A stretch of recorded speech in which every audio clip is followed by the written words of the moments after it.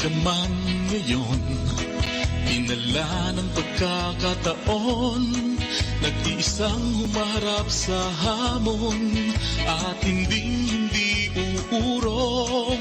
Kahit nasa malayo ka, saan mang panig ng daigdig, tinig mo'y makakarating. Pakikinggan ang iyong hiling, ang Tinig Pinoy, karamay mo. Kahit saang dako ng mundo, isang mithiin, isang hangarin, marinig ang tinig natin. Ugali nating kinagisnan, mula nooy nagtutulungan. Filipino ay nagkakaisa, sa ibang bansa ay magkakasama. Isigaw sa buong mundo, nang marinig ang tinig mo. Tinig natin ay pagsasamahin, tagumpay ay magkakamit. Ang Tinig Pinoy, karamay mo. Kahit saang dako ng mundo, isang mithiin, isang hangarin, marinig ang tinig natin.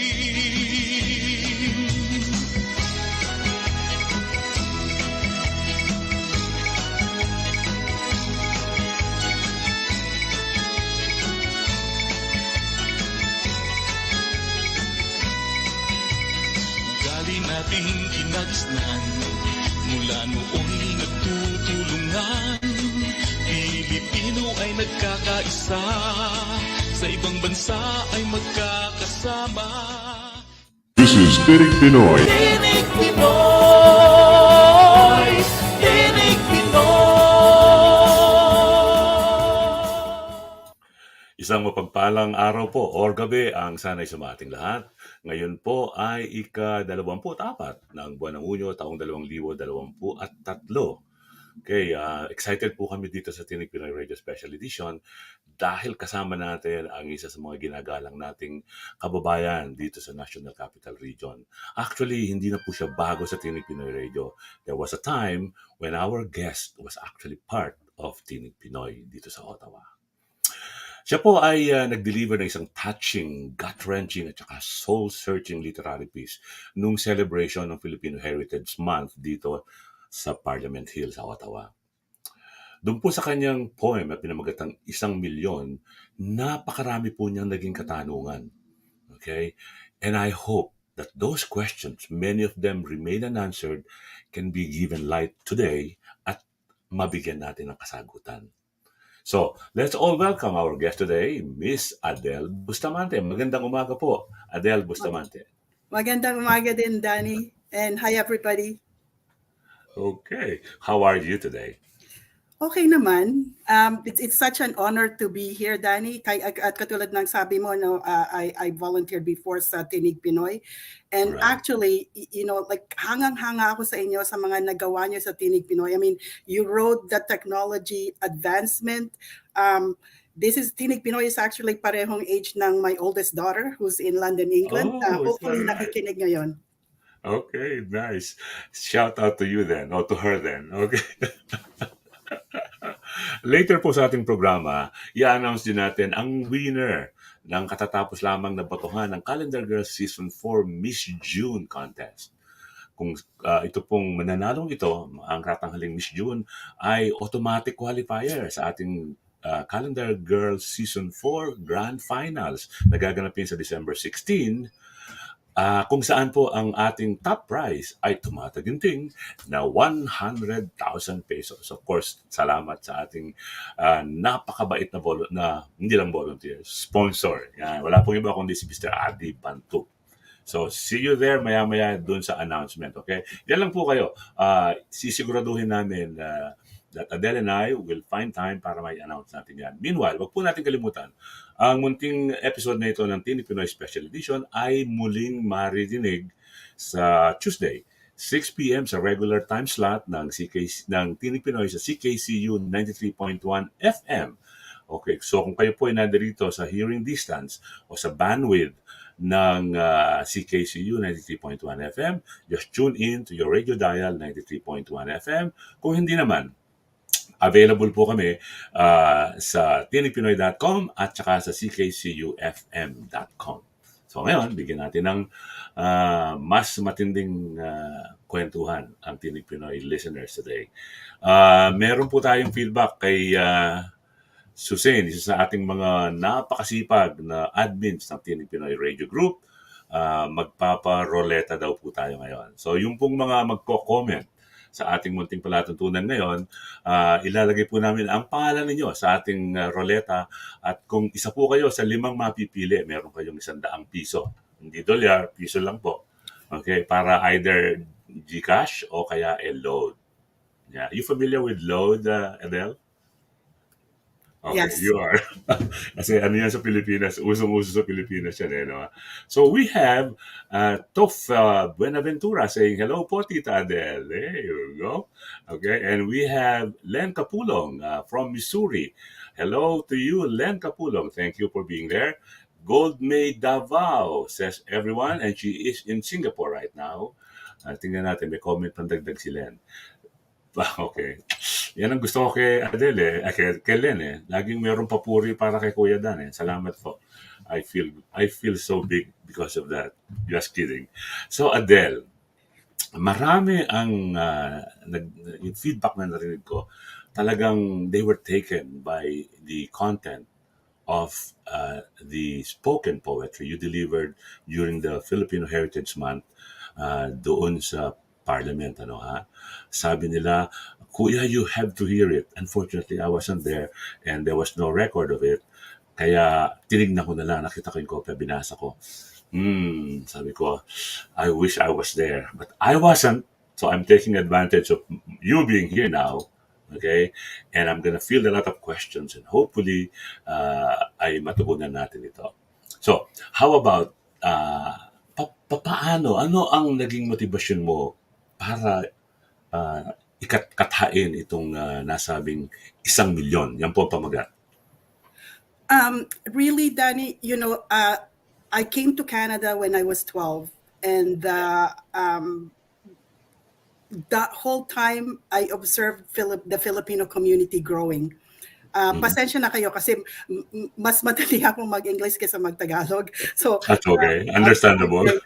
But so I observed the Filipino population and community natin, right? So I wanted to elevate ang storya natin and to capture yung mga challenges natin katulad yung accreditation, yung family separation, the loss of skills ng mga professional na nagpupunta dito. So lahat ng storya na yon kasama na dito sa poem at sa huli ng poem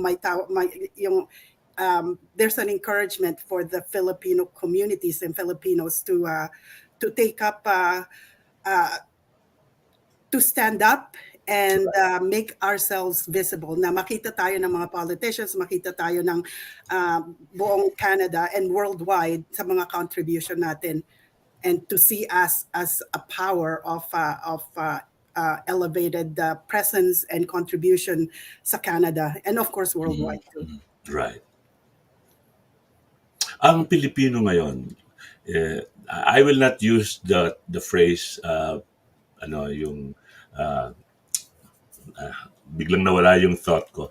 Excited kasi ako marinig yung poem. Hindi pa political force ang bilang ng ating mga kababayan dito sa Canada. Pero unti-unti ay mukhang nararamdaman na ng ating mga leader sa political landscape ang ating presence. Makikita yan. I mean, nung doon sa lugar kung saan ikaw ay nag-recite mo itong 1 milyon, nakita ko yung mga pictures uploaded by our kababayans where the Prime Minister, no less of the country, was there. He hobnobbed with our kababayans, even took some selfies and kissed a few. I won't blame him. Filipinas are beautiful. Okay. So, unti-unti ay nagkakaroon na tayo ng parang masasabi nating importansya sa paningin ng mga taong umuukit sa batas ng bansa. Okay, importante yan. Binanggit mo kanina yung accreditation being one of the concerns ng ating mga kababayan. And truly, ang bagay na ito ay matagal na nating ipinaglalaban. Matagal na nating kinukulit ang mga politiko na nakakasalamuhan natin paminsan-minsan. Sinasabi natin, bakit naman hindi nyo gawa ng paraan? Ngayong panahon na ito kung saan ang pangangailangan ng ng health sector, ng tulong ng mga health workers, katulad ng mga doktor, ng mga nurses, ng mga PSWs, kung ang mga taong ito, napakarami natin diyan, di ba? So sana ay mabigyan nila ng pagkakataon ang ating mga kababayan na may practice ang kanilang profesyon nang hindi nadadaan kung saan makikipot ng mga lugar upang maano lang sila, ma-recognize lang sila. Okay. Kasama sa puntong binibigay ng 1 milyon ang bagay na ito. Is it okay kung pakikinggan natin ngayon yung 1 milyon sa kanyang kabuuan and then pagkatapos niyan ay himayin natin ang kanyang laman? Salamat, Danny. I think that's a good approach kasi mapapaulit-ulit lang Right, if right. we talk about it now. But yeah, I'd be happy to and I'm honored. Thank you. Okay. O sige. Gusto mo bang merong background music? Tingin ko okay lang na wala. Okay, good. I think the point by itself, is dynamic enough, is good enough to be heard by itself. So, wag na natin lagyan ng kahit anong background. Okay. So, ladies and gentlemen, handa ka na ba, Adel? Handa na. Okay. As So, ready ladies and as I gentlemen, can be. narito po ang ating bisita sa kanyang spoken poetry na pinamagatang 1 milyon. 1 million. There are 960,000 Filipinos from Bona Vista to Vancouver Islands, 2.6% of the Canadian population, second fastest growing. 3/4 were born in the Philippines, the rest in Canada. This land was made for you and them. 73% employment rate, 20.4% are healthcare workers, at the forefront of the pandemic response amongst the most proportionately affected. How do you measure the contribution of our people? Is it the 12,500 a Filipina nanny, 12,500 hours a Filipina nanny devotes to the first 6 years of someone else's child? Feeding, bathing, comforting, singing lullabies, holding their hand. Or is it the 52,400 hours of separation from her own child? Years later, when reunited at last, how does she reconnect the broken bond between mother and child? Pagmamahal na ang kapalit ay maiiwanan. Is it the wear and tear on our bodies as personal support workers? Lifting seniors with dementia twice our weight and size. We are pushed and shoved, insulted and assaulted. We go home late at night, our bodies ache, wincing with pain to climb to our beds. This we do day after day, no way out. Routine tasks slow the brain. Past skills gone. Can't quit, pension non-existent. We cannot afford to grow old, although inevitable. Must we go back home, body used up, ready to die? These thoughts cross our mind as we hold a departing hand. Sino ang hahawak ng aking mga kamay? Is it the countless hours of research and analysis by Filipino public servants, from Agriculture and Agri-Food Canada to women and gender equality? Our evidence-based and well-grounded advice spoken by another, our reward for a job well done bestowed upon the favored ones? What about equity, inclusion, and the power of diversity? Is it the expertise that we bring in as highly skilled professionals, extra points in our application? Philippines established the institution. We pay the high price of money and intellect. Least of all the daily 4-hour jeepney rides, sweat and dust. Sleepless night and waking early dawn. Huwag kalimutan ang mga sakripisyo ng aming mga magulang. Once here, we are told our experience matters not, rejecting the training that forced us to be resourceful, innovative, MacGyvering our way, modern tools and enzymes in limited supply. Canadian professionals and students' life a luxury compared to ours. What about empathy? Recognize our lived experience. We take the jobs no Canadians want, our health and safety precarious at best. We go into remote areas, reviving towns on the brink of dissolution. The road to permanent residency, lonely, long, uncertain, and costly. The weight of it all disintegrating our families. Hooray to Canadian Tire for the affirming commercial, a normalized occasion, a young couple announcing great expectation. This time I project myself on the elated mom when I hear in Tagalog, buntis ka? I'm proud when I hear Mabuhay as Nina Aquino introduces a play at the NAC, the performing arts pinnacle in the capital. One, a small step, the other, a giant leap in representation. I cannot wait to hear more of our untold stories, our unrecorded history across this vast land. My whole hungers to share who we are, holistic, collective, unfiltered, unleashed. In the streets, universities, and playgrounds, our children are confused when they are told to go home because this is the only home they have known. They do not have the patience we had. They will not wait for a more inclusive society. They will challenge. They will fight. They will walk away. Sayang, Canada ang mawawalan. Separation from our families, being invisible, unrecognized, marginalized, the exhaustion of our bodies cause a death known only to us. Unting-unting namamatay ang aming kalooban. Our mental health deteriorates and it's harder to come back. We reinvent ourselves, not in a good way, less than we are. Our voices quieter, our dreams smaller. We suppress the anger and disappointment, replace it with a smile of sad surrender. We are already here, a million standing outside. Nous sommes ici d'un million d'entre nous. 1,000,000 na po kaming naghihintay, peeking through the window, our foot wedged at the door. We can almost feel the warm embrace of inclusion. Open the boardroom doors, we want to come in.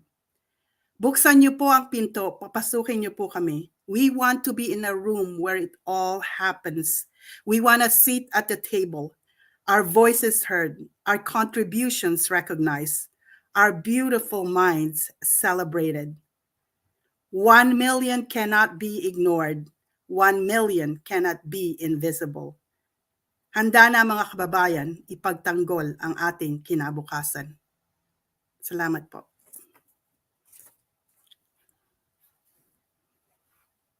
Danny, you're mute. Unfortunately, I was overwhelmed by the message brought by ISANG MILYON. Wow. Ano ba ang masasabi ko pa? Yung huling bahagi ng iyong ISANG MILYON, Adel, ito ba'y patungkol sa namumuno ng bansa, doon sa mga umuukit ng batas? Papasukin nyo kami. Okay? Buksan nyo ang pinto. Gusto namin magkaroon ng upuan.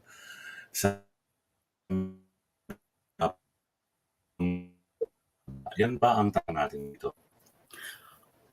Oh yeah, that's a message for sure for with politicians. You know, in all the boardrooms. I mean, it doesn't have to be the government, kahit sa Right. private sector. Kahit Na sa- maraming mga Pilipino puro like ang representation natin sa service industry, it's very high. Pero pag like as you climb up the corporate ladder, it's less and less, right? So yeah, yan ang message sa mga the decision makers. Pero meron ding message dun sa huli na handa kayo mga kaibigan, ipagtanggol ang ating kinabukasan. Ang ibig sabihin yan, may role din tayo. Hindi tayo pwedeng mag-sit back na sabihin lang, Right. oh sige, gawin nyo na yan, right? Educate ourselves, teach our children to go to post-secondary school. Kasi kung pag nasa service industry ka, like, may limitation ang advancement mo, right? Like, pero kung Right. may education ka, and like, it takes sacrifice, really. You can't make money right away, but, make the sacrifice to go to post-secondary schooling. and then you can advance much much further. But also, Right. like, vote, go out there and vote, and influence the politics, and who are the leaders. Like, make sure they're the ones that like understand our Right. lived Right. Yeah. experience, ang mga experiences natin. Yeah. I have long tried encouraging the young people, even my kids. Sabi ko, humanap kayo ng pagkakataon na kayo ay magkakaroon ng partisipasyon sa pangyayari sa bansa. Wag, don't just limit yourself into jobs that will not bring forth better results for you, for the country, and for the people you represent. I mean, whether you like it or not, because of the color of your skin, because of your heritage, kayo ay mga galing sa ibang bansa at dapat makilala ng mga umuukit ng pamahalaan yung ating presence, yung ating magagawa, at mangyayari yan, kung katulad, pareho na sinabi ni Adel, ay magsasakripisyo tayo ng konti. Kumuha tayo ng mga kursong magkakaroon ng mas kabuluhan upang makatulong tayo sa nation building ng Canada. Kasi okay, ang mga magulang natin iniwanan ng Pilipinas. Bakit? Nag-alaga ng anak ng may anak, nagtiis na malayo sa mga minamahal. Yan po ang laman ng 1,000,000.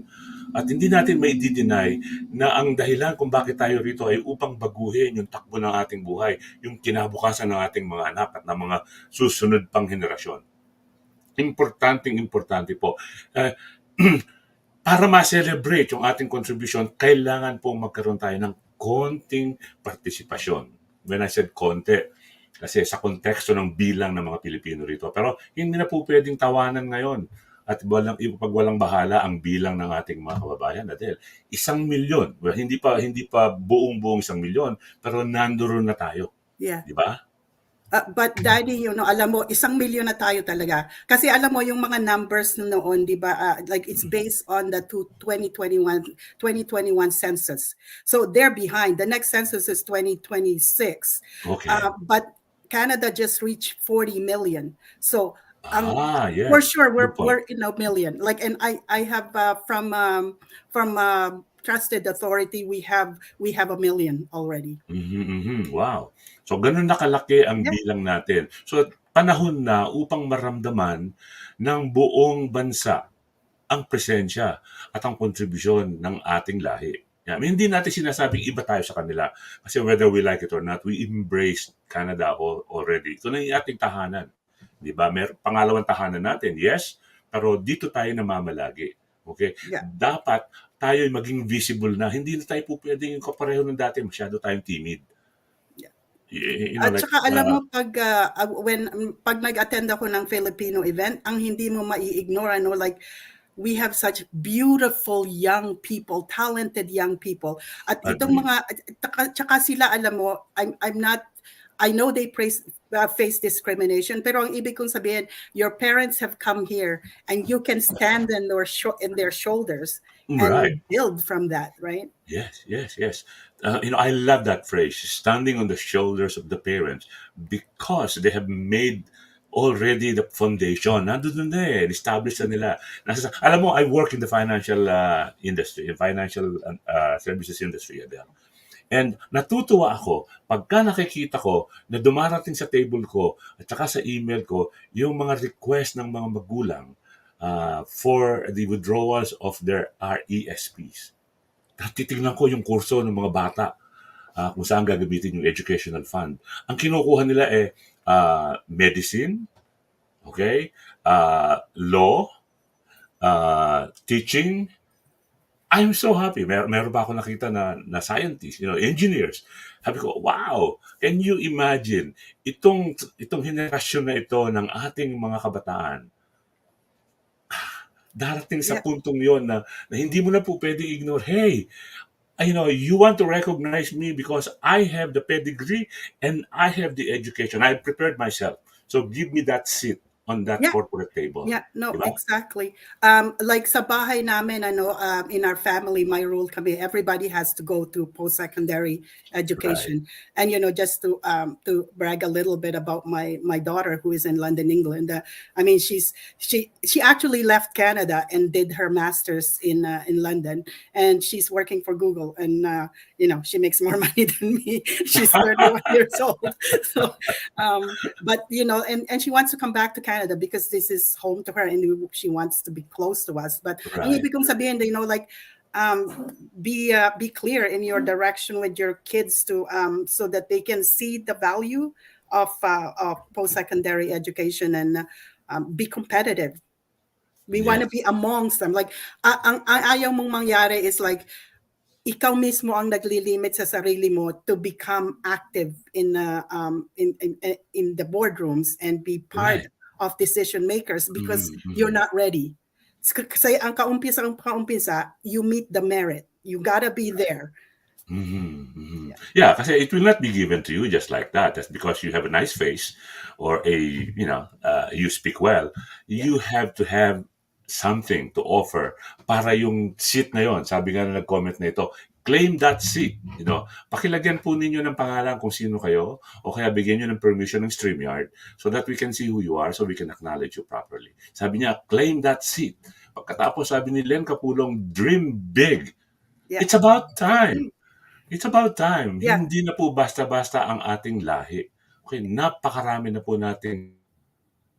Marami na tayong nagawa pero napakarami pa nating magagawa. And only if we would do something about this. And I'm happy for those children. I'm happy for the parents who are so proud, posting on Facebook, on Instagram, yung mga achievement ng kanilang mga anak.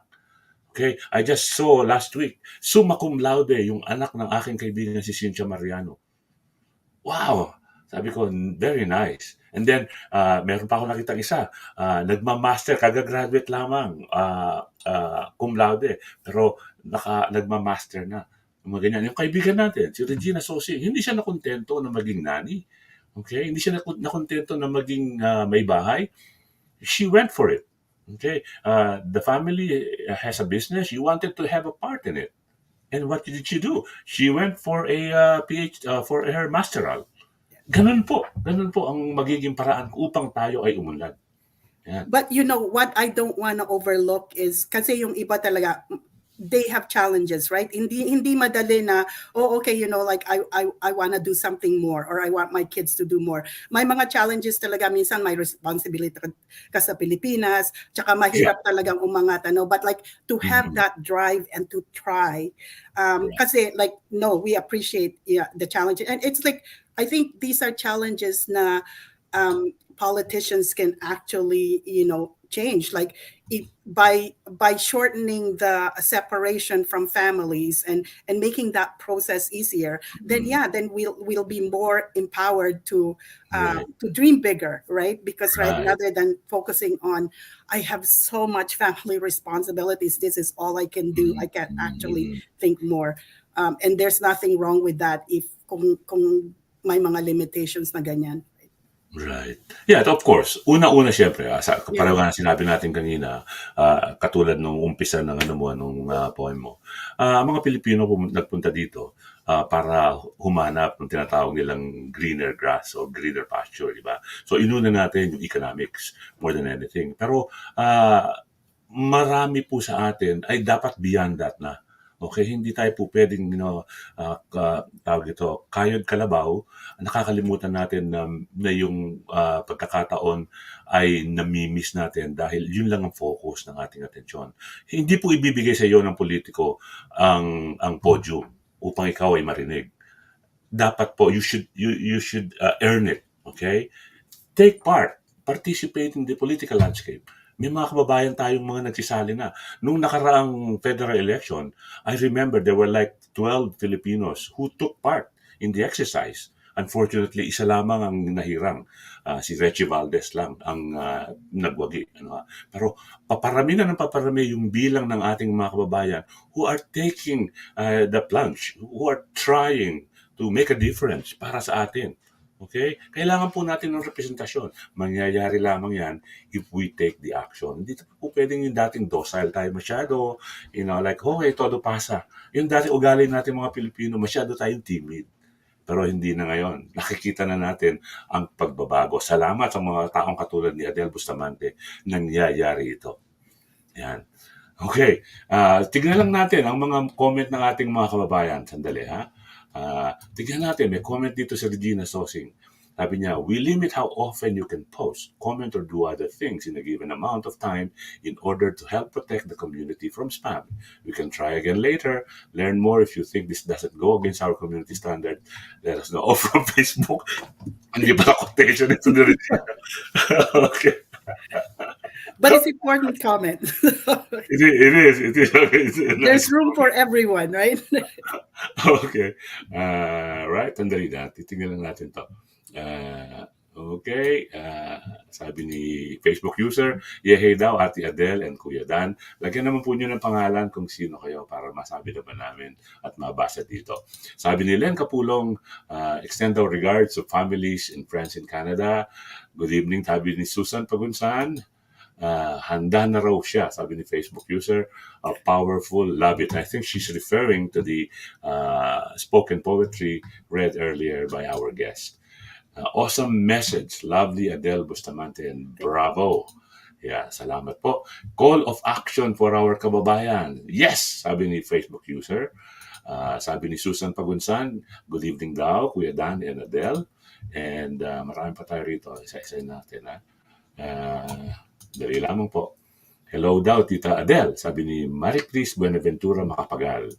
Sabi ni Len Maglalang Buenaventura, oh, clap, clap, clap. Puro pamilya ko yata yun. I agree po na 1 milyon na tayo, sabi ni Facebook user. And I think you're right. Si Lawrence okay. Si Lawrence po ay isa sa mga DJs ng Tinig Pinoy, and she's based in Berlin. Sabi ni Lawrence, good morning daw sa atin. Okay. Claim that seat. Yan. Proud to be Filipino. Love this program. Salamat po. Okay. Si Madeline Maguire. Yes, pareho ni Madeline Maguire. She has an unconventional job kung tutusin mo. She is, I think, a sales manager or sales director ng Capital Gardens, a giant in the afterlife industry. Tama ba yung term na yung afterlife? Si Regina, okay. I do not see the option to give permission to stream yet. Oh, okay. You should be able to see that, but that's another thing. Sabi ni Castillo Emski, good luck daw sa lahat ng contestant. She is referring sa resulta ng Miss June contest. We will announce it po, ma'am. Yeah. Yes daw, proud Filipino. Yan ang gusto nating makita at marinig. Karangalang maging Pilipino sa panahon ito. Sabi ni Larnie, hi Langging. Nawala. Yun. Adel, what you shared last Independence Day celebration was so well put together. Thank you for expressing it on behalf of all the Filipinos. It was well done. Okay. Thank you daw sa powerful poetry, Ate Adel. And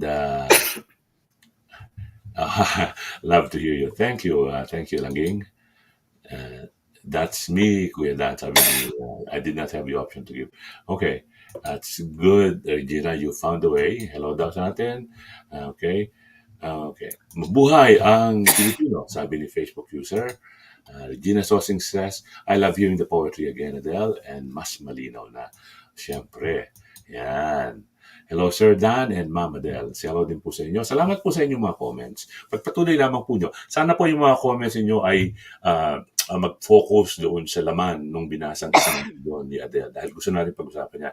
Pipilitin natin himayin o susubukan natin himayin pala ang mga bawat paragraph ng nasabing tula ni Adel Bustamante. Gusto kong meron kang ano rito eh. Ito yung unti-unting namamatay ang aming kalooban. Okay. A death known only to us. Yung exhaustion of our bodies, working hard and all that kind of thing. This is it captures essentially kung ano ang nangyayari sa ating mga kababayan na dumarating dito na wala nang ginawa kung hindi magtrabaho. Pagkatapos magtrabaho doon sa isang employer, tatakbo sa susunod. It's uncommon.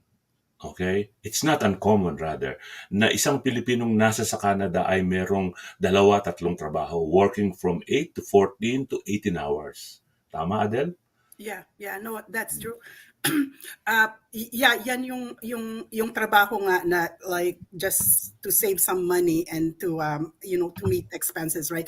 Pero yung line na yan is actually tungkol sa mga professionals talaga na nagpupunta dito na hindi sila pumunta dito para maging personal support worker or nanny. Okay. Talagang professional sila, mga doctors, surgeons.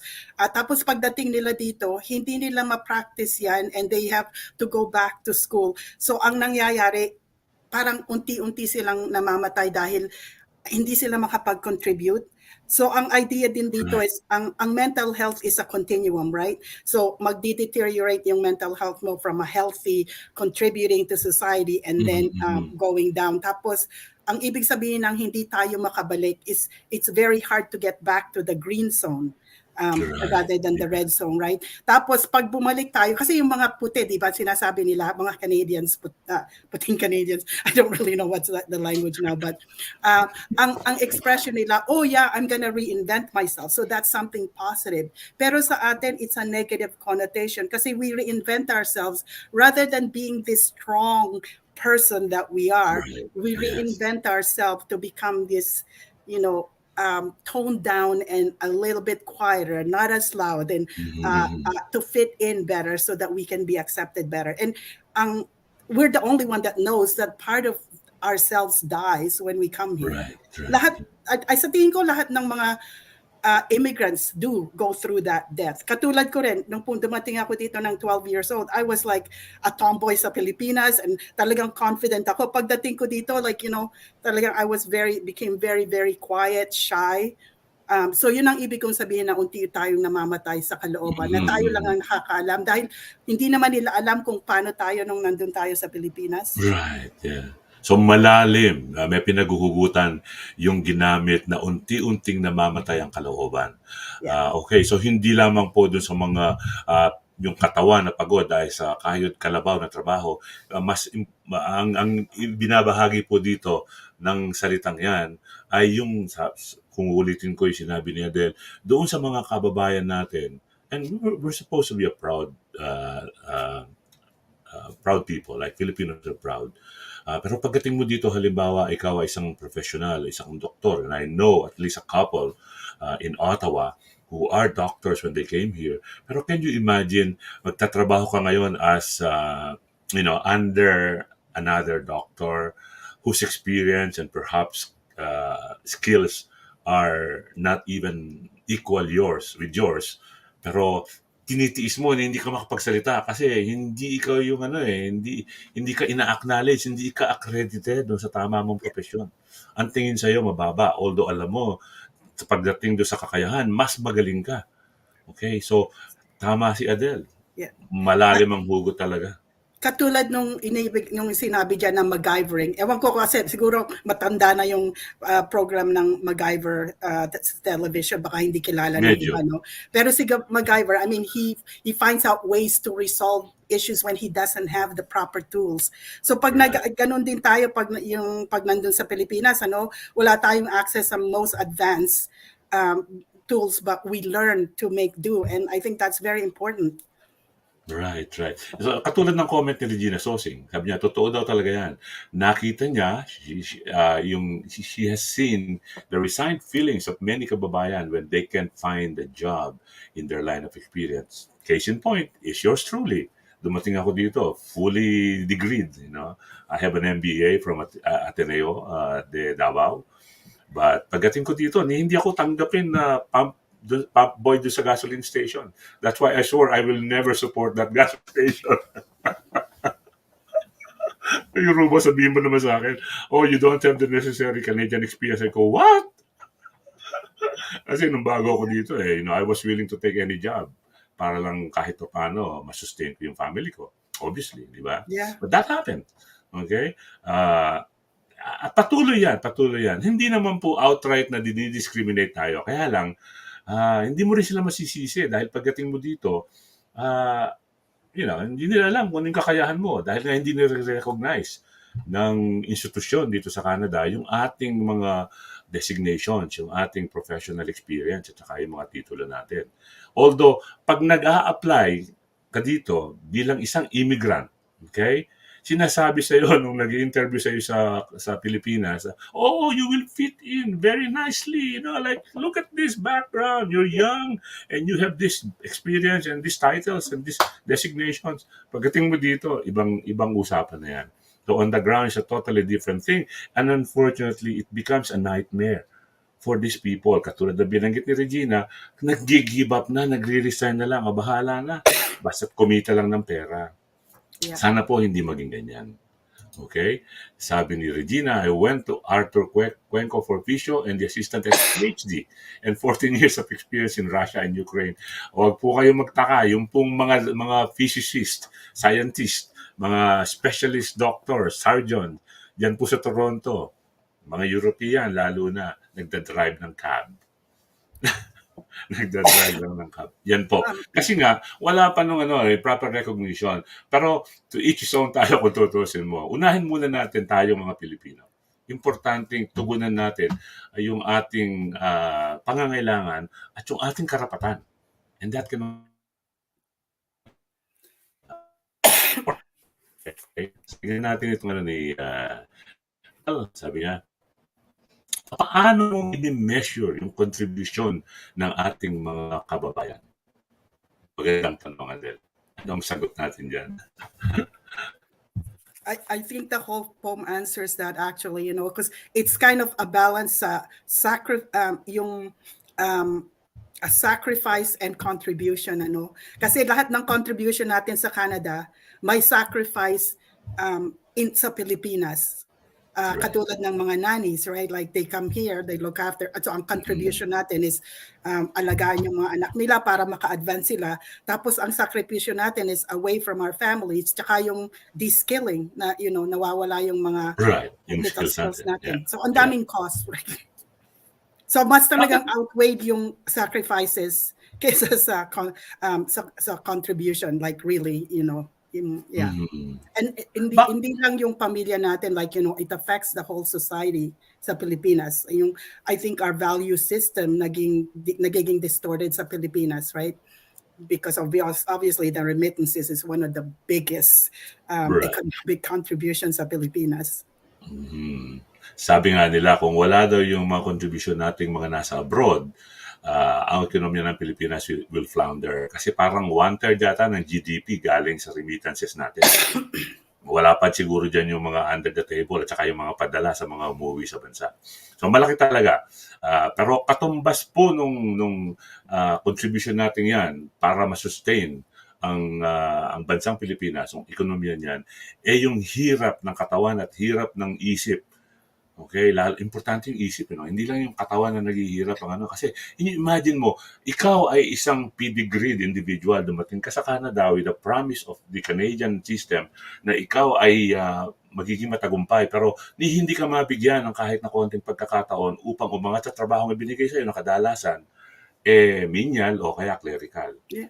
Yun ang At masakit. saka hindi lang yan, Danny, like it's not about, that's a big part, yung sa accreditation and new people coming in. Right. Tapos kahit nandito ka na nag-aral sa Canada, kahit yung mga new generation, our youth ngayon, nag-i-encounter pa rin sila ng discrimination. Katulad, ang example lang, one of my daughter was doing her master's in social work and she was doing an internship sa Royal Ottawa. And yung isa sa mga doktor lumapit sa kanya, sabi ba naman sa kanya, pakilinis nga yung ganyan-ganyan. So ang assumption na she was a personal support worker and that to tell her to do that. Well, it's not part of her job, she's a social worker. Pero yung mga ganyan, like even me, like I work in the government, I've been there forever. You work 3 times harder, 5 times harder than others to be, and you don't even get the promotion. So, it's all over. And I think iyan ang kailangan baguhin ng mentalities to see us all as equal and Right. as entitled to opportunities na to advance and to Right. be included, and that's his decision making.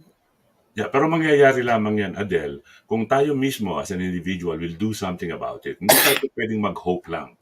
Okay? We have to do something actively. Alright? Meron kang sinabi. Sabi mo, andali basahin muna natin to. Sabi ni Regina, I received osteopathy treatment from our very own Lisa John Julio. Physiotherapist pala sa Pilipinas si Lisa. She had to study osteopathy here para lang makapagtrabaho. Tama yan. Marami pong mga ganyan na kaso. Good evening daw, sabi ni Cindy. Hello, Cindy Palmares. We should connect Adele with Manitoba Immigration Minister John Reyes. I'm sure he is doing excellent work for immigrants, not only from our community, but for all immigrants in Canada. Yeah, shout out now kay Miss Lauren, sabi ni Arlene Vasquez. Okay, no problem. Okay, medyo sending all support to your channel. Salamat po, Arlene Vasquez. Okay, let's, all right. Watching from Singapore. Okay, katulad ng binanggit natin kanina, we will announce yung pong winner. So, check lang muna natin kay Susain. Susain or Grace, meron na ba tayong listahan ng mga commenters na po pwede nating isali sa ating ruleta? Okay, meron na. Good. Thank you. Yeah. So, meron kang isang talata dito na sabi mo, sayang, Canada ang mawawalan. More or less, nakukuha ko yung gist ng kung anong ibig sabihin nito. Pero pwede mo bang bigyan ng konting linaw pa anong ibig mo sabihin when you said, sayang, Canada ang mawawalan? Yeah, Canada has to compete globally, right? Like we have to have the the right skills Exactly. and retain and attract talent into Canada. Pero ang mga bata ngayon, alam mo, hindi sila patient. Katulad isang example lang ang anak ko like because mas attractive sa kanya na mag-aral sa ibang bansa, so she went to England, and she's not a unique story because like pag hindi sila welcome dito sa Canada, Canada will lose, like talent will walk away, and they may come back to be with their families, but not necessarily kung like the opportunities are there and they're treated better and more welcoming and accepted. Right, yeah. Mm-hmm. Yeah. Okay. Yeah, yun pala. Okay. Tama yun. Akala ko dahil nagbabali ka na sa Pilipinas yung mga Pilipino. Wala pang ganun Wala pang reverse brain drain So far, palabas pa lang ng bansa. Kaya nga kulang na kulang ang ating mga professional sa Pilipinas sa kasalukuyan. At sa tingin ko, bumabalik tayo sa Pilipinas when we get older and we want more home feeling, be with our friends and families. But by that time, we're not really contributing in such Not anymore. Way. I mean, we'll contribute because hopefully we're more financially stable. Right. But yun lang ang naging contribution natin, yung material na contribution. Yeah. Hindi na yung makakapag-contribute tayo para sa ikauunlad ng bansa pagdating halimbawa sa leadership. Ano may ko-contribute natin. Yeah, medyo kulang na tayo doon. May tanong dito si Regina. Pwede ra bang i-publish yung spoken poetry ni Ate Adele to a newspaper o kaya sa website ng TINIG Pinoy, and then also send the same sa mga politicians? That's for Adele to answer. It's a pleasure to share it, and I think that's the important thing, is the key messaging. It's not about me delivering it. Yung mga key messages is what I want to get out there. Pero Regina, padadala ko sa iyo yung bagong kasi binago ko lang konti-konti lang. Depende sa situation, right? Doon sa parliament pinatayo ko sila, pero hindi naman sila tumayo kasi yung iba nakatayo na. Kasi akala ko like it would be a powerful message sa mga politicians, kung lahat ng Pilipino tumayo, and then they just look around, sabi nila, wow. Okay. This is a naughty question. Palagay mo ba kung puti ang nag-deliver ng spoken poetry mo, tatayo lahat yung mga puti? A naughty question. You don't have to answer Wala it. namang masyadong puti dun, really, like very few. It's mostly the politician yung mga Okay. puti. Pero ang ano, like maraming lumapit sa akin na hindi mga Pilipino that they were moved. Kasi alam mo yung structure din ng poem, it's not just like poetry, but it's structured like a briefing note to politicians, para kang nag-a-advise sa politicians. So it's brief, it's to the point, and yung mga numbers sa beginning, that was like actually really important kasi yun ang mga numbers na naririnig ng mga politicians. Right. Yeah. Mhm. Well, that's good. Sabi ni Gold, Davao, totoo daw yan. Meron pa rin discrimination. And she is in Singapore. Ito yung masakit na comment niya. We just laugh and move on. Sabi niya, pinagkikibit balikat na lang natin. Okay? Pero hindi po dapat laging ganon. We have to assert. Kailangan mas maging assertive tayo. Yung pong panahon ng mga Kastila kung saan ang Pilipino ay subjugated, we were forced to become timid in our very own country. Hindi na po dapat ngayon yun. Hindi na po dapat. Baguhin na po natin yung But ating mindset. I want to acknowledge, Gold, your comment, like, kasi iba itong reality na pinag-uusapan natin ngayon na makaka-advance ng mga Pilipino, we can vocalize. This is a Canadian reality, right? Pero iba yung reality, new live reality option you have in those environments, right? Like, and the movement is very slow. But there are people that I hear that are making a difference. Right. Alam mo, yung sa mga kaso ng halimbawa ni Gold na nasa Singapore at namamasukan, hindi po dapat dyan natatapos yung ating, ang ating lakas. Hindi dyan natatapos yung ating karera, halimbawa, career in life. Dapat po ay gumawa tayo ng paraan kung paano. Marami akong mga kilalang mga members ng Tinig Pinoy who are upgrading their skills. Kahit na nandun sila sa Singapore o nasa Hong Kong, nagagawa po nila yan. They find the time. Okay? Nag-i-invest sila. Binabawasan nila, halimbawa, yung social life nila para lamang mapa-improve nila. Meron tayong isang katinig na nandito sa Canada ngayon at yan ang ginawa niya.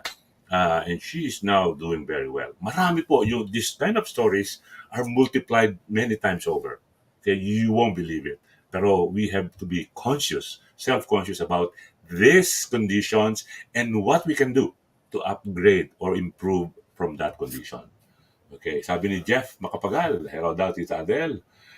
Right? Sabi ni Pauline Balbuena, good morning, love to hear from you too.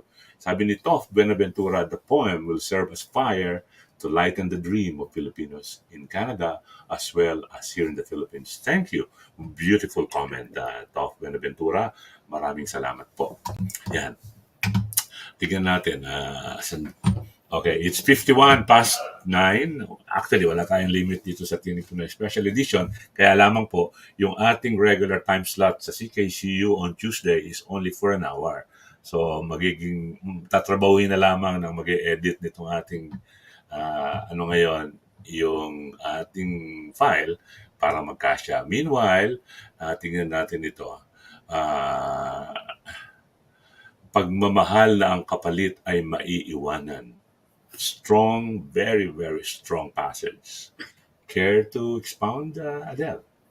Yeah, no, I think that's immigration is, lagi nilang sinasabi, immigration is always it's either you're attracted by the country, so you're pulled in, or you're pushed out from your country. Sa case ng mga Pilipino, I think the reality is we're always pushed out. Kahit ako, like nung umalis ako ng 12 years old sa Pilipinas na mag-isa lang, wala talaga akong choice because I was the hope for my family economically. So it was a push. So besides, like, Canada is attractive. It's too cold. That's not attractive to us. But we are just pushed, like, and we don't have a choice na kahit mahal na mahal mo yung pamilya mo talaga, kailangan mong iwanan para mabigyan sila ng mas magandang kinabukasan, right? Right. Wala kang choice, really, most of the time. Mm-hmm. Kung nasa Pilipinas ka. Kung nasa Pilipinas wala ka. kang choice. Yeah. Yeah, totoo yun. Kaya nga marami sa ating mga kabayan, and there are at least 10 million of them na nasa labas ng bansa at humahanap ng mas magandang kinabukasan. In the meantime, halos yung lahat ng kinikita nila pumupunta sa Pilipinas para lang masustain ang mga naiwanang minamahal. Kaya itong gobyernong Pilipinas, dapat, anyway, that's a different story. I'm not gonna go there. Ah, okay. Hindi ko nakita yung Canadian Tire commercial na yon. What was it about? Kasi wala nang nanonood ng TV ngayon, ano, puro online na lang. Okay. But yeah, no, it's a television commercial. And I was really surprised nung narinig ko. Kasi nakita ko sa mukha nila, mga mukhang Pilipino nga. Tapos narinig mo na sa background, ano. Kasi ang maganda dyan, ang ibig sabihin ng normalize is they were all Filipinos, and they were expecting a child. That the two younger couple were expecting a child, and the grandparents were very excited. But like that normalizes our experience as Filipinos. Yes, we have children. Yes, we have we're a family all together here, rather than being featured in a different way. Mhm. Okay. Sandali. Tayo po'y mag-relax ng konti upang bigyan daan yung ating roleta good vibes, okay? Kukunin ko lamang po itong listahan na ipinost para sa atin ng ating admin na si Susan Grace Crystal Grace, Crystal J, para mapasaya natin ng konti yung ibang naghihintay ng roleta. Also, we will have to give way to the announcement kung sino po ang nanalo sa ating Calendar Girl Season 4 Miss June Contest. Hinahanap ko lang po yung mga file. Pasensya na po kayo at ako'y nag-iisa ngayon. Is it me, Danny? No, just kidding. Yes! Outright! You've won! You've won the hearts of many who are tuned in right now dito sa atin. Okay, right. So, nandito po yung ating okay, nakita ko na yung score sheet natin. There you go. Oh! Okay, that will have to wait. Sandali lamang na kailangan iba ito. Tingnan natin itong comment ni Pauline. Sabi ni Pauline, kaya pahalagahan ng pera mag-invest sa Pilipinas kahit paunti-unti until such time na mag-retire. Good point. Yeah, wag po natin kalimutan yan. Hindi yung puro mga remittance receipts lang ang available sa inyo pag tinignan ninyo yung inyong mga baul. Kailangan maiwanan yung cash. Okay? Sabi nga nila, sa beses na in-interview ako sa Pilipinas, nagtanong sila kung ano may papayo ko sa mga kababayan natin.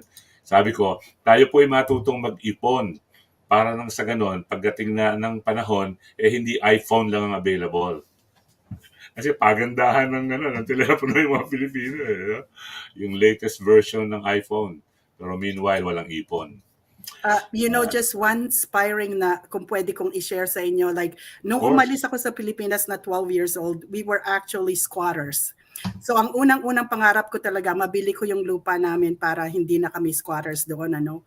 So, yun ang nagawa ko yan. So, it's good to dream.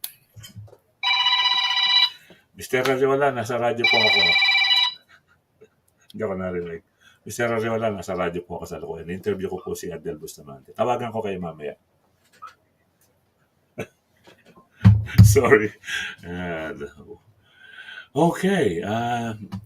Tinitignan ko. Oh yeah, okay. We have the result dito. Okay, and I'm gonna share my screen para makita naman kasi we're trying to be as transparent as possible para sa ating mga contestants. Walang nagko-question. So, Adele, sandali lang, ha? I-share ko muna itong aking screen. Let's see what we can do. Yan, share. Window. There you go. Okay. Okay. So, sa katatapos lamang po ng search for Miss June, kung saan ginanap natin last weekend yung live performance o live interview ng ating mga contestants. There are 4 of them kung saan nag-field ng questions ang mga contestants. Galing doon sa 3 pagkagagaling naman talaga na judges, ay eto po nagresulta. In-announce na natin last week at ipinakita yung resulta ng Q&A, dalawa yan, at saka yung talent based on the video. And then, nitong nakaraang linggo po ay yung pagboto ng ating general membership. Okay? So, ito po ang resulta. Inuna ko po itong medyo nahuli. Ang pumang-apat po ay si Ginang Jeneline Postrero. Okay, 52.25 po ang nakuha niyang points, mga weighted po yan. Kabuuan po yan ng 25% doon sa talent video, 25% ng Q&A 1, 25% ng Q&A 2, at saka 25% na halaga ng voting. Okay? Ito po, medyo mababa yung nakuha ni Mrs. Postrero na puntos doon sa voting, 7.7. And then, so siya po ang nahuli, naging pang-apat. Pang-apat ba o pangatlo? Hindi, pangatlo pala siya. Kasi ito pong si Sweet Ferrer ay hindi nakapag-participate doon sa live performance kasi hindi po siya makakonekta. Okay, so zero siya dito sa dalawang parameters na ito. Nakakuha lamang siya ng point doon sa talent video base doon sa pananaw ng mga judges. Binigyan siya ng mataas na punto, 25. Halos perfect, ano ha? Okay? Kaya lang nakakuha siya ng 0 sa dalawang Q&A at saka 4.7 lamang doon sa voting ng mga members. So, sino po ang naging pangalawa? Yun, magandang tanong. Tingnan natin. Okay. 64.1% naman ang nakakuha ni Erica Gonzalo. Siya po ay taga Mindanao. Nakapag-participate siya doon sa live interview at nakakuha siya ng mataas na score. Unfortunately, pagdating po sa botohan, ang nakuha niya ay 11 points lamang. So, total po, 64%.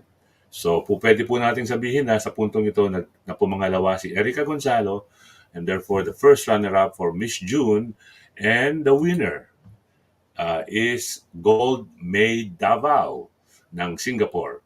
Nakakuha po siya ng total score na 80.8%. Siya po nakakuha ng pinakamataas na boto. Siya rin po nakakuha ng pinakamataas na live performance, live interview. Okay? So congratulations to you, Gold May Davao ng Singapore. You are now officially Miss June ng Calendar Girl Season 4 and therefore qualified sa ating grand finals sa December 16 kung saan meron kayong tsansang manalo ng 100,000 pesos kung kayo ang magwawagi. Yan. So congratulations muli. May sagot kagad si Gold. Thank you daw po. Pasalamatan po ninyo yung inyong mga botante and also your own personal ability to take care of the judges who threw those very hard questions to you. Sabi ni Risa Villanueva Davao, congrats daw, Gold. Grabe kataas na score. Yeah, grabe talaga kasi yung iba naman kasi mababa masyado ang score. Sabi ni Pauline, congratulations sa lahat. Okay, so meron pa tayong pinangakong gagawin, Adel. Sandali lamang po. Hindi ko makita yung isang in-screen natin. Present, share screen. Yun. Yung ating tabyolo naman. Yun.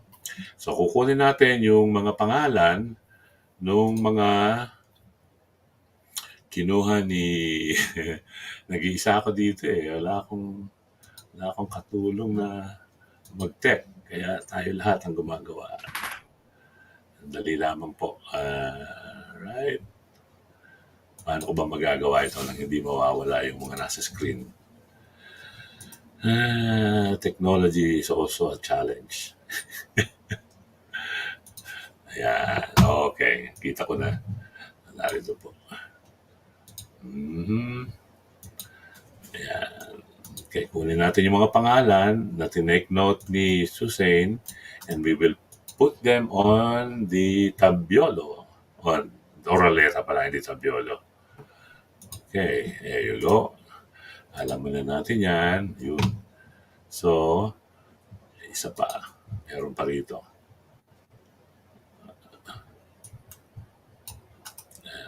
Apologies, Adele.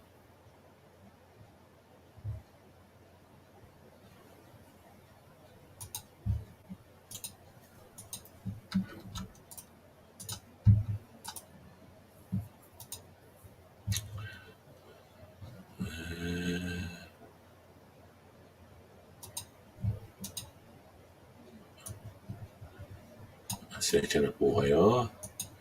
Ayan. Malapit na. Yun. Malapit na. Yun. Ayan. Okay. So, we will now spin the wheel Paki-take note lang, Grace, please, or other admins, para nang sa ganon ay hindi natin malimutan ang resulta. So, nandito po, kung kayo po ay nag-comment, meron pang dagdag. Sandali lang, meron pang pumasok na bago.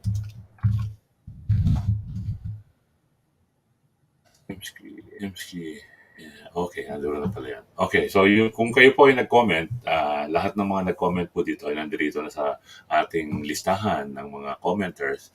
And therefore, po pwede na natin i-roll ang ating tambyolo. Let's make this bigger. Yun. Okay, so for the first winner of our load or GC, okay, Cindy Palmares. Kayo po ang unang nanalo.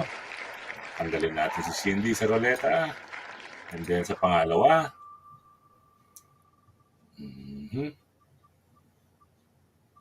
Toff Buenaventura. Congratulations po, Toff. Remove Toff. And then, ito po yung pangatlo. Umikot na umikot. Ayan. And Susan Pagunsan. Congratulations po, Susan Pagunsan. Remove that. Ito po yung pang-apat. Madalian.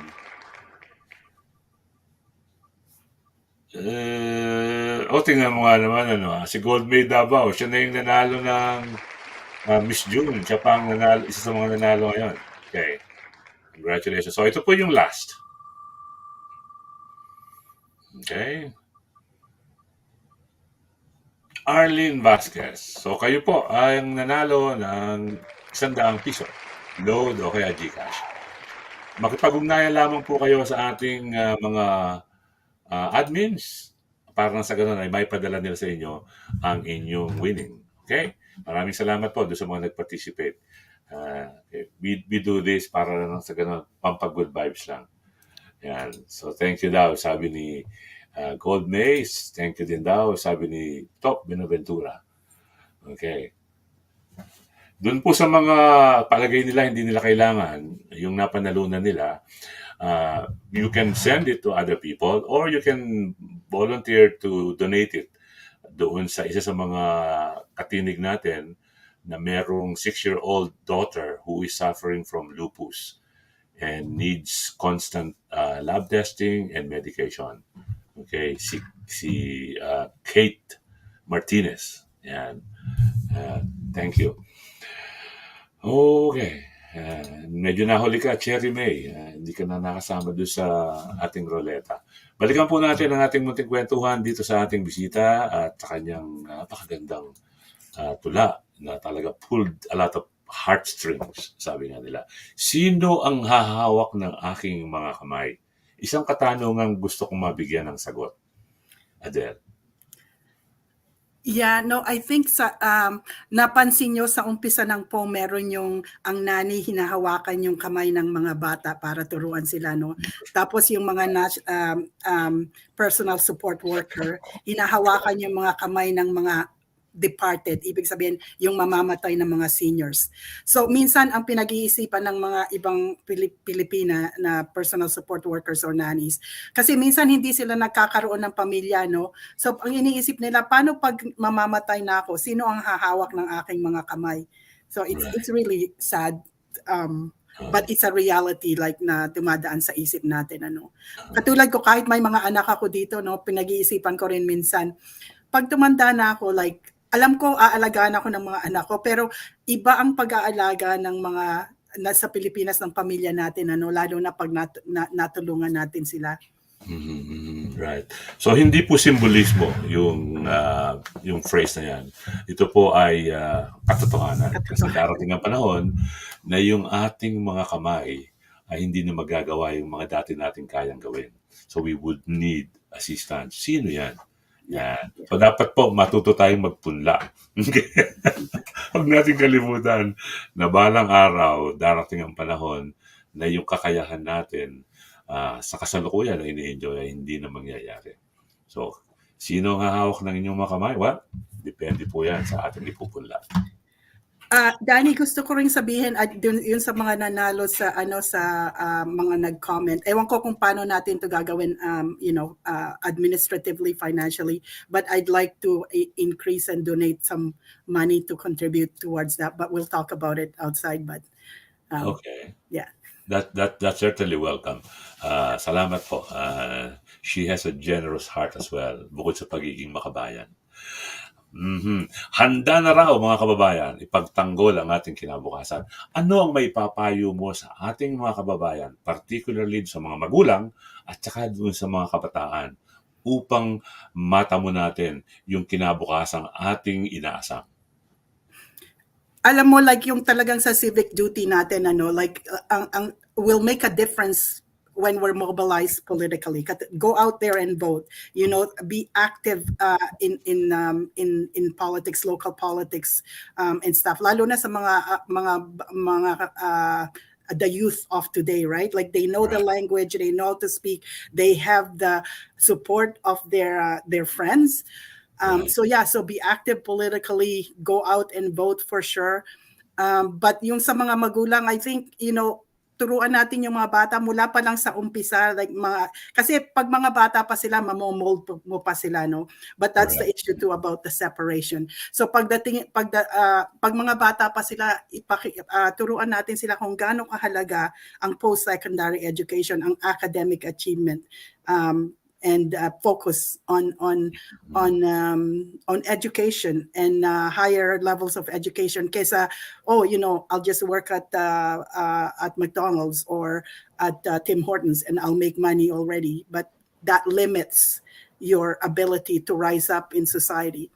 So that's important. And for our young people, study hard, make the sacrifices that it takes to advance and to study. Right. Para mas maging matatag yung ating kinabukasan, dapat talaga mayroong magandang pundasyon. Huwag po tayo umasa na lamang sa mga dolouts. We have to step up and do something for us. Okay? Para sa ating komunidad. Yung sinabi kanina ni Adel, participate in the political landscape. Importante po yan. You don't necessarily have to be the face or the name running. You could be the person who nakumukumpas. Kung papaanong mangyayari at kung anong gagawin ng taong sinusuportahan ninyo. Importante po yun. Meron tayong participation in whatever capacity we can. Pero sa punto ko po, hindi tayo dapat lamang na-satisfied na tayo na okay na ako. Kahit na hindi ko napapractice yung aking profesyon, pwede na. Huwag po sanang ganon. Lalo na para sa mga kabataan. Huwag po tayong makontento na tatahakin natin yung landas na tinahak ng ating mga magulang and therefore makontento na lamang flipping burgers and all those kind of things. I think God gave the Filipino the capacity to make things happen. Kaya marami po mga kababayan natin nasa ibang mga bansa at pinagpipitaganan, well respected in their yung Middle East, sinasabi natin na paano pong nabuo yung mga struktura diyan, yung mga kalsada, yung mga pagkagaganda mga building kasi po yung mga engineer natin na iniwanan ng Pilipinas ang nandoon at umugit ng kabihasnan ng mga lugar na yan. So, mga example po yan na dapat nating sundan. Ang 1 milyon po na tulang narinig natin ngayon ay isang paalala sa ating lahat kung ano ang ating pinagdaanan at kung ano ang ating mararating. Yan. So, Adel, tayo po ay magwawakas na. Hopefully, makasama ka namin muli in the future to give more insights like this upang makatulong sa paggising sa diwa at kaisipan ng ating mga kababayan. Ano po ang inyong maibibigay na payo sa ating mga kababayan bago tayo magwakas ngayong araw na ito? Unang-una, maraming salamat, Danny, for this opportunity. And gusto ko rin magpasalamat dun sa mga Pilipino nag-attend dun sa event ng sa Parliament that they came to me and responded, sometimes with tears in their eyes because they see their stories reflected dun sa poetry, Pero ang masasabi ko nga ngayon na paulit-ulit lang, study hard, like be active in your community. At isa pa, pag nakaangat ka na Pilipino na medyo like you're stable at maganda yung tayo mo na you can hire people, look after our people, support them, mentor them, and encourage them. Yeah. Gusto ko yun, lalo na yung mentor them and encourage them. Kailangan po yan. Kailangan pong merong nagiging parang modelo ng ating mga kabataan upang makita nila kung ano sila po pwedeng maging. Okay? Let us be a part of the building process. Okay? Huwag po nating sarilinin yung ating tagumpay. Yun. Kasi may mga kababayan tayo kung minsan nakakalimutan nila na may mga kababayan din tayo na naghahangad marating yung ating narating. Huwag po natin i-consider yun na parang threat. Kung di baga, gamitin natin yung ating kakayahan at ating tagumpay para yung iba makamit din yung ating kinalalagyan. Yun. Sabi ni Susan Aguas Pagunsan, ang galing dang magpaliwanag ni Ma'am Adel. At sabi ni Toff, very well said. Tita Adel, meron siyang sinabi kanina nanalo kasi siya nung GC. Yung sa akin daw, i-donate na lang. So take note of this, Grace. I-donate na lamang daw po. So congratulations po. Thank you. Very close family daw, sabi ni Len Kapulong. At sa inyo pong lahat na sumubaybay at nakinig ngayong araw na ito, ang episode po na ito ng Tinig Pinoy Special Edition ay mananatiling nasa channel sa YouTube ng Tinig Pinoy at ng marami pang nagdaang mga linggo. Ganon din po sa Facebook. Makikita po ninyo itong interview natin na ito sa isang napaka-productive naman talaga, willing, generous to share her time and her ability to wake us up with what she has done on ISANG MILYON. To you, Adel, maraming salamat po. Sana po ay makumbita ka namin muli dito. And sa inyo pong lahat na nandiyan dyan, doon sa mga nag-comment, thank you very much. Sa ating mga admin, thank you so much. Hanggang sa muli, mahal po namin kayo. Ingat-ingat. Bye-bye! Pinoy. Tinig Pinoy.